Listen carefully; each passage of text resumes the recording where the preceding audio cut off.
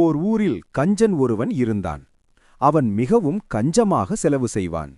யாருக்கும் உதவி செய்யாதவன். அவனுக்கு ஒரு நாள் அவன் வீட்டுத் தோட்டத்தில் உள்ள வேப்பமரத்திற்கு அடியில் புதையல் இருப்பது போல கனவு வந்தது.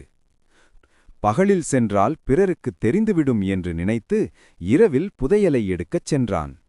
அப்போது அங்கிருந்த நல்ல பாம்பு ஒன்று அவனை கடித்துவிட்டது. மந்திரவாதியிடம் ஓடினான் கஞ்சன். அவர் தன்னிடம் வரும் நோயாளிக்கு மந்திரம் சொல்லியே நோயை குணமாக்குவார். பூரான் கடிக்கு 5 ரூபாய், தேள் கடிக்கு 10 ரூபாய், பாம்பு கடிக்கு 25 ரூபாய். உனக்கு என்ன கடித்தது என்றார் மந்திரவாதி. அந்த நேரத்தில் கஞ்சன் எந்த கடியானாலும் ஒரே மந்திரம்தானே சொல்லப் போகிறார் என்று நினைத்து பாம்பு கடித்தது என்று சொல்லி, ஏன் அதிக காசு கொடுக்க வேண்டும் என்று கஞ்சமாக யோசித்து பூரான் கடித்துவிட்டது என்று பொய் கூறினான். மந்திரவாதி பூரான்கடி மந்திரத்தை சொல்ல பயனில்லை.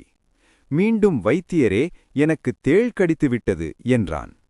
மந்திரவாதி தேள்கடி மந்திரத்தை சொன்னார். இப்போதும் எந்த பயனும் இல்லை. பயந்து போன கஞ்சன் மெதுவாக பாம்பு கடித்தது என்றான். அவன் சொல்லி முடிப்பதற்குள் விஷம் தலைக்கு ஏறி இறந்துவிட்டான். அளவுக்கு மீறின கஞ்சம் உயிரினை எடுத்துவிட்டது.